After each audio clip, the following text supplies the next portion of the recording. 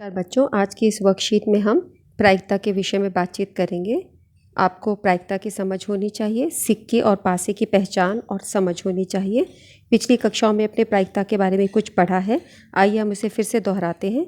प्रायिकता की सहायता से हम अनेक स्थितियों में होने वाली घटनाओं से संबंधित एक अनुमान या संभावना को संख्यात्मक रूप में लिखना सीखते हैं। अनुमान या संभावना व्यक्त करना हमारे जीवन का एक अनिवार्य अंग है। जैसे हम बात करते हैं कि क्या अनुमान लगाते हो आज बारिश होगी, आपका क्या अनुमान है आज कौन सी टीम जीतेगी। तो ये अनुमान हमारी ज़िंदगी में चलते रहते हैं। इसको जब संख्या के रूप में लिखना सीखते हैं तो वहाँ प्रायिकता की समझ हमारे साथ रहती है।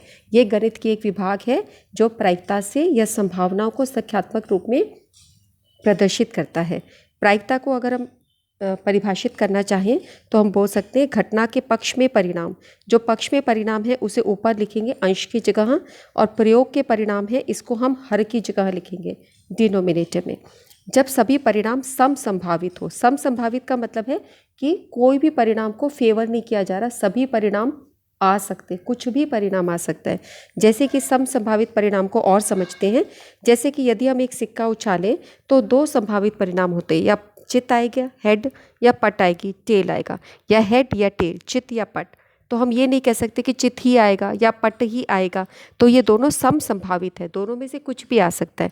अगर हम चित्त प्राप्त करने की प्रायिकता निकालें तो उसमें संभावित परिणाम क्या है, कुल संभावित परिणाम है 2, या चित आ सकता है, पट आ सकता है। अब चित्त के लिए निकालना है तो चित्त के फेवर में सिर्फ एक ही परिणाम है, चित्त आए तो 1/2 इसकी प्रायिकता होगी।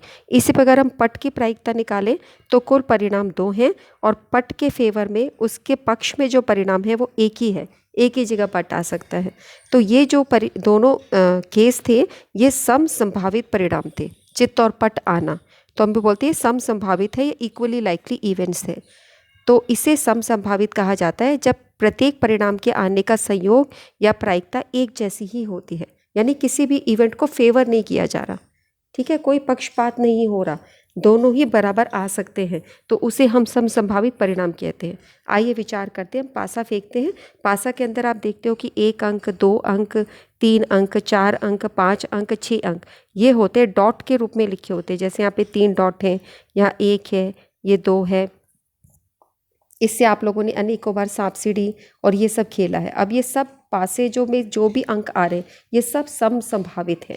अगर कोई आपसे बोले कि 2 अंक आने की क्या प्रायिकता है, तो 2 अंक आने की प्रायिकता क्या है, देखो आप कुल परिणाम को नीचे लिखोगे 6, ये कुल परिणाम है, 1 से लेके 6 कुछ भी आ सकता है। अब 2 अंक आने के लिए सिर्फ एक ही जगह 2 आ सकता है, इसके पक्ष में सिर्फ एक ही चीज़ है 2, एक जगह, तो 1/6 इसकी प्रायिकता होगी। इसी प्रकार परिणाम 5 करने की प्रायिकता, कुल अंक है 6 और 5 आने का पक्ष में बस एक ही है, तो 1/6 आ गया। तो हम बोलेंगे कि 1/6 इसकी प्रायिकता हो गई। तो इसका उत्तर हो गया 1/6 और इसका भी उत्तर हो गया 1/6। अब आप अपने अध्यापक, तो ये प्रयोग क्या हुआ, समसंभावित प्रयोग हुआ। अब आप एक थैले में 4 लाल गेंद लीजिए और 2 पीली गेंदें लीजिए। अब आप बताइए लाल गेंद आने की क्या प्रायिकता है, पीली गेंद आने की क्या प्रायिकता है, और क्या ये समसंभावित है। आइए देखते हैं। ये हमारे पास 4 लाल गेंद है। अगर मैं बोलूँ कि लाल गेंद आने की प्रायिकता निकालो, लाल रंग आपको निकालना है, तो 4 जगह आप ये छुओगे, इनमें से आप आँख बंद करके किसी थैले से निकाल रहे हो, तो 4 गेंद क्योंकि लाल है तो 4 जगह लाल मिल सकती है। पक्ष में 4 परिणाम हो गए और कुल परिणाम में 6। इसको जब आप सरल करोगे तो 2/3 आएगा, 2 दूनी 4, 2 तिया 6।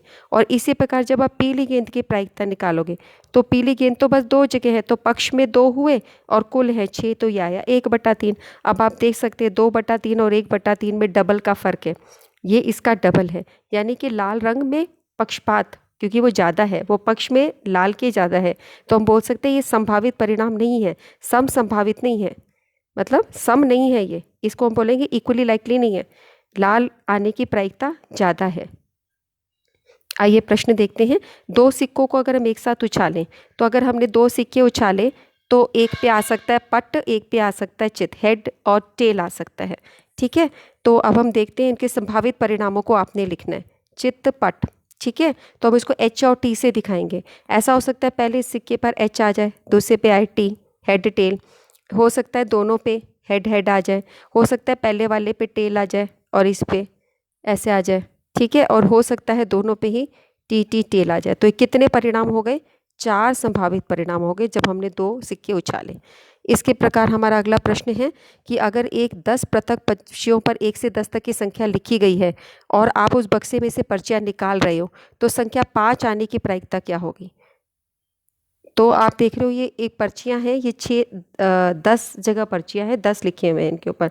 अब आप इसमें से आंख बंद करके अगर कोई पर्ची निकाल रहे हो तो 6 के पक्ष में सिर्फ एक ही पर्ची है, तो पक्ष में बस एक पर्ची हुई और कुल पर्चियाँ हैं 10।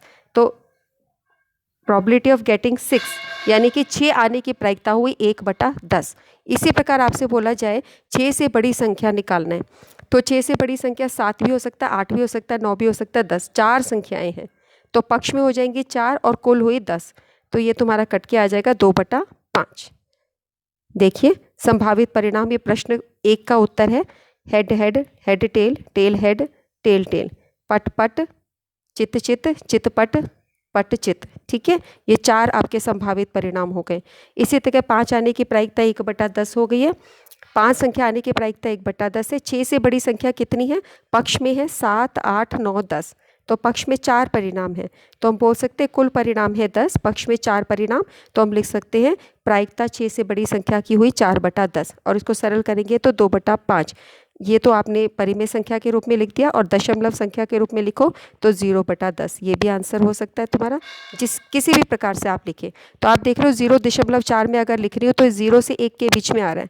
मैंने आपको बताया था प्रायिकता किसी चीज़ की 0 हो सकती है कम से कम, और अधिक से अधिक एक संख्या हो सकती है। प्रायिकता कोई चीज़ होगी तो एक प्रायिकता है, कोई चीज़ बिल्कुल नहीं हो सकती तो 0 है, और उनके बीच में 0.4 लाई कर रहा है ना, इन दोनों संख्याओं के बीच में आता है।